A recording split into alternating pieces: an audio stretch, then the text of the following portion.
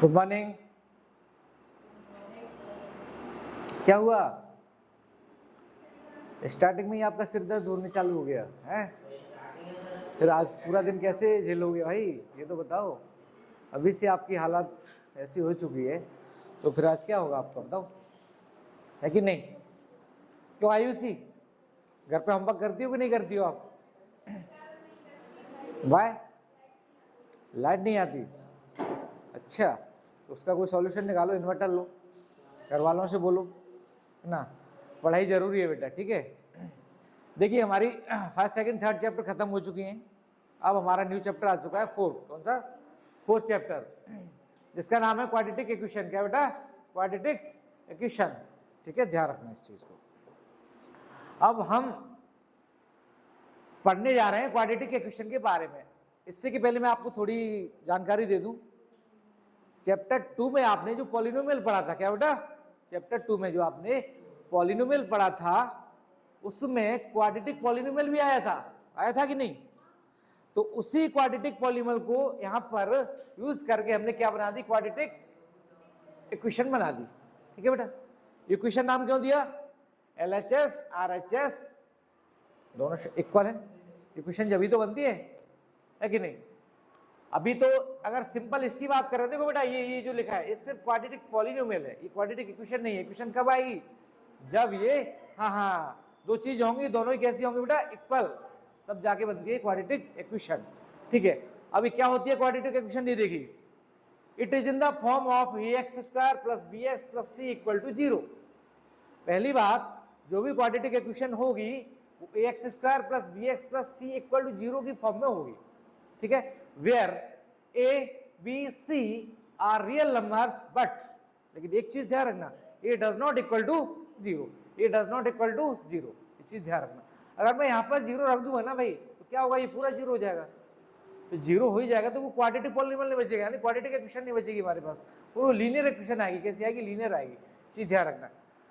अब देखिए quadratic polynomial जब हमने पढ़ा था तो वहां पे हम जीरोस निकालते थे। क्या निकालते थे? जीरोस। क्या निकालते थे? जीरोस निकालते। लेकिन यहाँ पर क्या करेंगे? उसको दूसरा नाम दे दो बस, यानी क्वाड्रेटिक इक्वेशन के बेस पर हमने नाम दे दिया उसको रूट। क्या नाम दे दिया? रूट। क्या नाम दे दिया बेटा? रूट नाम दे दिया, ठीक। क्या दे दिया? रूट। यानी क्वाड्रेटिक पॉलिनोमियल के जीरोस और क्वाड्रेटिक इक्वेशन के रूट्स क्या होते हैं? सेम होते हैं। क्या होते हैं बेटा? सेम होते हैं, ठीक।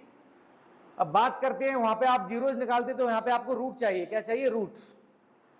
यदि मान लिया मैंने alpha is a real number, alpha कोई रियल नंबर है, कैसा है बेटा?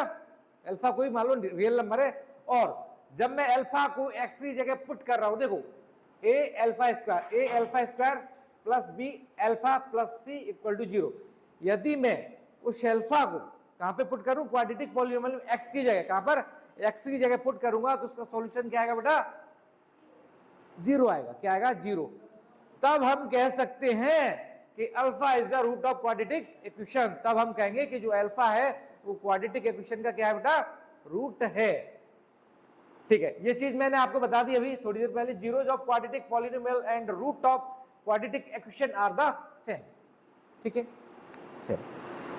क्वाड्रेटिक इक्वेशन पढ़ रहे हैं तो यहाँ पे एक न्यू टर्म आती है, डिस्क्रिमिनेंट। क्या आती है? डिस्क्रिमिनेंट। इस टर्म को देखो, ये क्या होता है? डिस्क्रिमिनेंट की जो वैल्यू होती है बेटा इज इक्वल टू क्या होगा? b² - 4ac।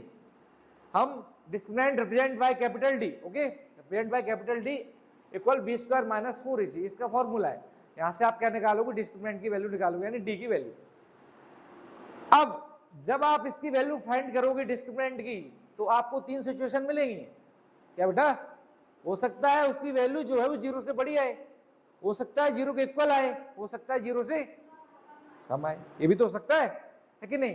तो ऐसी कंडीशन में हमारे नेचर ऑफ रूट क्या होंगे? क्या बेटा? रूट जो होंगे उनकी प्रकृति कैसी होगी? रूट कैसे होंगे? कब? ये D की वैल्यू पे डिपेंड करेगा, ठीक है बेटा, यानी डिस्क्रिमिनेंट पे डिपेंड करेगा कि नेचर ऑफ रूट आपके कैसे होने वाले हैं।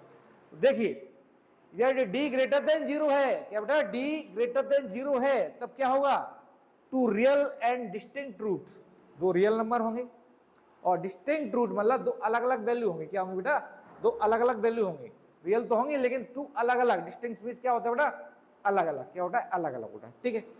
नेक्स्ट चलिए, यदि D की वैल्यू 0 आई, इक्वल टू 0 आई, यदि d इक्वल टू 0 है यानी डिस्क्रिमिनेंट की वैल्यू है वो 0 आई, तो क्या होगा ऐसी कंडीशन में, two real and equal root, जो भी दो रूट आएंगे ना उनकी वैल्यू कैसी रहेगी बेटा, इक्वल रहेगी। क्या रहेगी, इक्वल रहेगी।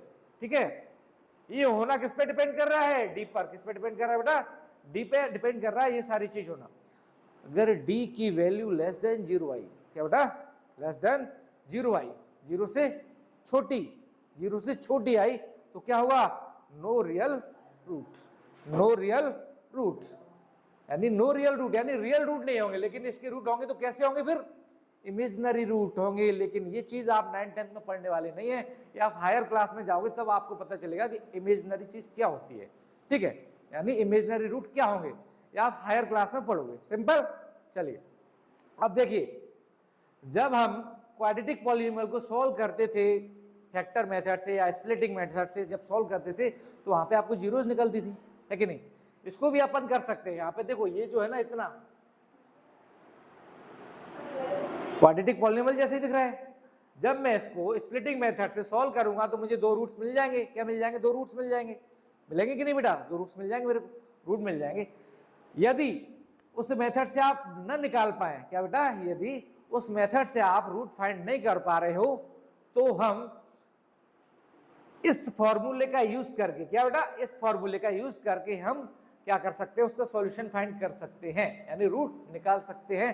फॉर्मूला क्या है, इसका नाम है क्वाड्रेटिक फॉर्मूला। क्या नाम है, quadratic formula. x equal to minus B plus minus root B square minus 4ac upon 2a, ये आपका फॉर्मूला है, ये आपको रखना है, कीप इन माइंड। ठीक है, इसको रखना है ध्यान से।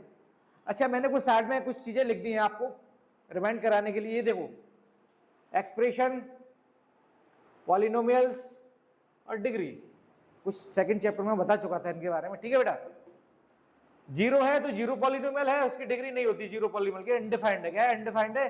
लेकिन नंबर कोई 3 है तो उसको कांस्टेंट पॉलिनोमियल बोलते हैं, उसकी डिग्री जीरो होती है। अगर आपका ax प्लस बी इस फॉर्म में कोई पॉलिनोमियल है तो वो लीनियर होगा। क्यों, क्योंकि इसकी डिग्री कितनी है बेटा, 1। क्या है, 1।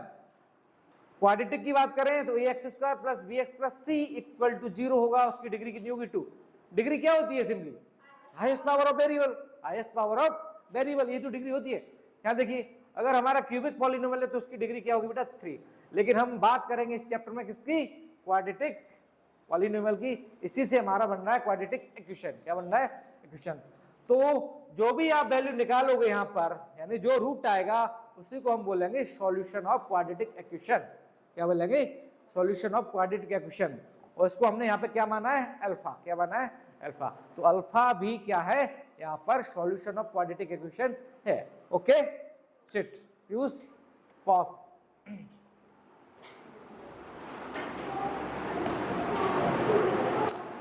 मेंशन करिए।